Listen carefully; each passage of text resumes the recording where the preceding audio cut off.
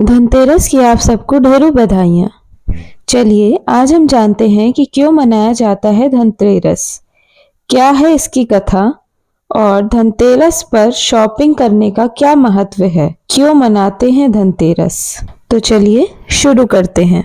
धनतेरस का पर्व धन और समृद्धि का प्रतीक है। इस दिन नई वस्तुओं की खरीदारी को शुभ माना जाता है।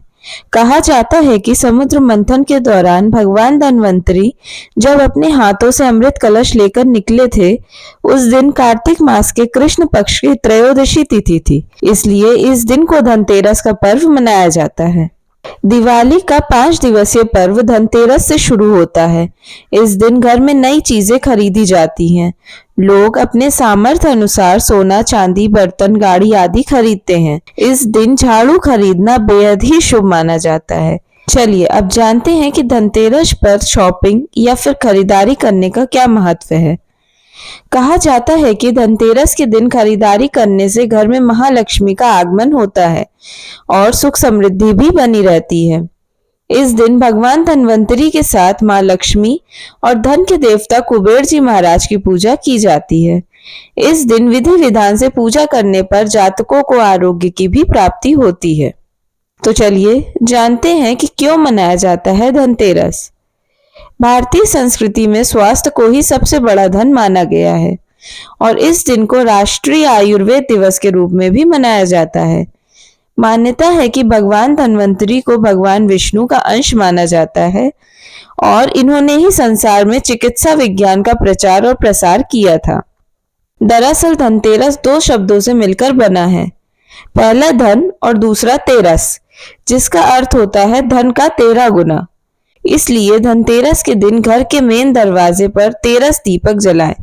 मान्यता के अनुसार भगवान धन्वंतरी के प्रकट होने के कारण इस दिन को वैद्य समाज धन्वंतरी जयंती के रूप में भी मनाया जाता है। धनतेरस के दिन 13 दीपक कहाँ कहाँ जलाए जाते हैं, इसके बारे में अगर आपको जानना है तो हमारे चैनल पे इसकी शॉर्ट वीडियो दी गई है, जिसका लिंक इसी वीडियो के डिस्क्रिप्शन बॉक्स और कमेंट बॉक्स में आपको मिल जाएगा। तो चलिए आगे जानते हैं। शास्त्रों के अनुसार समुद्र मंथन के दौरान भगवान धन्वंतरी हाथों में अमृत कलश लेकर प्रकट हुए थे। भगवान धन्वंतरी कार्तिक मास के कृष्ण पक्ष की त्रयोदशी तिथि को ही समुद्र से निकले थे। कहा जाता है कि भगवान धन्वंतरी समुद्र से कलश लेकर प्रकट हुए थे, इसलिए इस दिन बर्तन खरीदने की परंपरा है। भगवान धन्वंतरी के बाद माता लक्ष्मी 2 दिन बाद समुद्र से निकली थी, इसलिए उस दिन दीपावली का पर्व मनाते हैं। इनकी पूजा अर्चना करने से आरोग्य और सुख की प्राप्ति होती है। चलिए अब जानते हैं बेहद ही महत्वपूर्ण धनतेरस की पौराणिक कथा।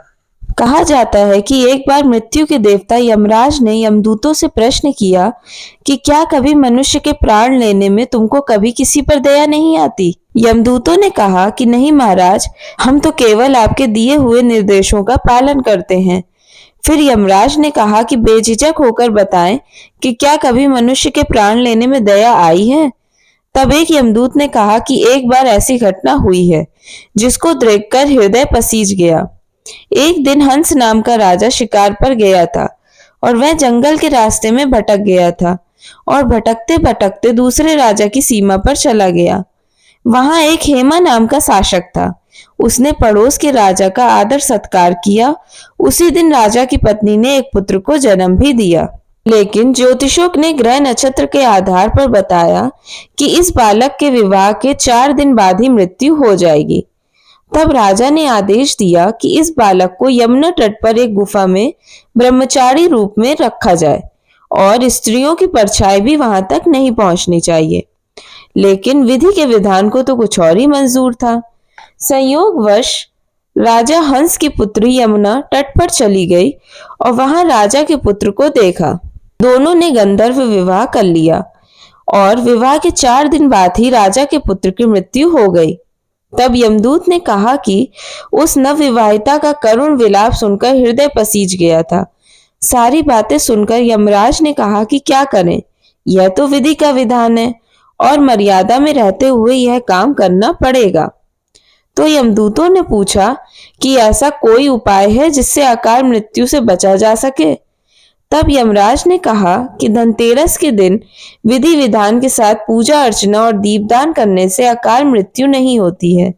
इसी घटना की वजह से धनतेरस के दिन भगवान धन्वंतरी और माता लक्ष्मी की पूजा की जाती है और दीपदान किया जाता है।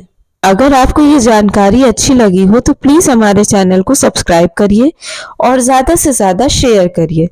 धन्यवाद।